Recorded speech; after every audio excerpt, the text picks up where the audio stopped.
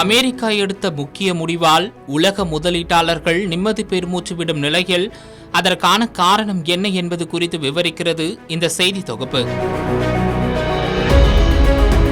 உலகளாவிய வர்த்தக பரிவர்த்தனைகளில் 85% முதல் 90% வரை அமெரிக்க டாலர் மூலமே நடைபெறுகிறது. இதன் காரணமாக உலகின் சக்தி வாய்ந்த நாணயமாக அமெரிக்க டாலர் கருதப்படுகிறது.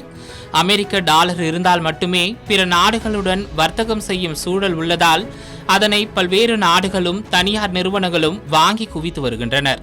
அதேபோல அமெரிக்க டாலரை வெளியிடும் மத்திய ரிசர்வ் வங்கியான பெடரல் வங்கியும் பல்வேறு வகையான பத்திரங்களை வெளியிட்டு வருகிறது.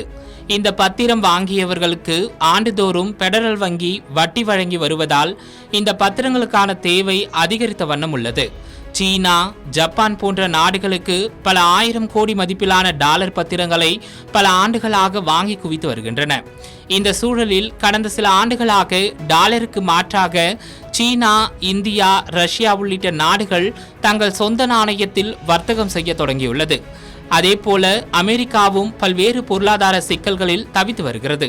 இது போன்ற காரணங்களால் அமெரிக்க டாலருக்கான தேவை குறைய தொடங்கியுள்ளது. இந்த சூழலில் அமெரிக்க அதிபர் ட்ரம்ப் பல்வேறு நாடுகளுக்கு கூடுதல் வரிகளை விதித்து வந்ததால் டாலர் மீதான நம்பிக்கையை பல்வேறு நாடுகளும் இழந்தன.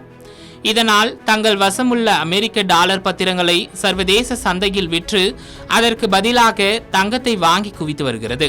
இதனால் தங்கத்தின் விலை உலகளவில் கடுமையாக அதிகரித்ததோடு டாலரின் மதிப்பும் குறைந்து வந்தது. இந்த சூழலில் அமெரிக்காவின் ஏற்றுமதியை அதிகரிக்கும் வகையில் பெடரல் ரிசர்வ் வங்கி வட்டி விகிதங்களை குறைக்க வேண்டுமென அமெரிக்க அதிபர் ட்ரம்ப் தொடர்ந்து வலியுறுத்தி வந்தார். ஆனால் அப்படி செய்தால் அது அமெரிக்க டாலரின் மதிப்பையும் தேவையையும் குறைக்கும் என்று விமர்சனம் எழுந்திருந்தது. அதேபோல வட்டி விகிதங்கள் குறைக்கப்பட்டால் அமெரிக்க பத்திரங்களுக்கு வழங்க வேண்டிய வட்டி தொகையும் குறையும். இதனால் உலக நாடுகள் அமெரிக்க பத்திரங்களை மேலும் விற்க தொடங்குவர் என்று கூறப்பட்டது. இந்த சூழலில் நேற்று பெடரல் வங்கியின் உறுப்பினர்கள் கூட்டம் நடைபெற்றது. இந்த கூட்டத்தில் பெடரல் ரிசர்வ் வங்கியின் கொள்கை குழுவின் 12 உறுப்பினர்களில் 9 பேர் வட்டி விகிதத்தை அப்படியே வைத்திருக்க வேண்டும் என்று வாக்களித்திருந்தனர். அதேபோல மீதமுள்ள 3 உறுப்பினர்கள் பணவீக்கம் அதிகமாக இருப்பதை சுட்டிக்காட்டி வட்டி விகிதத்தை மேலும் உயர்த்த வேண்டும் என்று வாக்களித்துள்ளனர். இதன் காரணமாக அமெரிக்க பெடரல் ரிசர்வ் வங்கி நாட்டின் வட்டி விகிதங்களை மாற்றமின்றி 3.50% முதல் 3.75% என்ற அளவிலேயே தொடரும் என்று அறிவித்துள்ளது.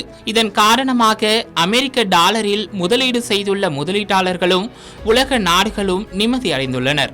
அதே நேரம் தனது கோரிக்கை நிராகரிக்கப்பட்டதால் அமெரிக்க அதிபர் ட்ரம்ப் பெடரல் ரிசர்வ் வங்கி மீது கடும் கோபத்தில் இருப்பதாக செய்திகள் வெளியாகியுள்ளது.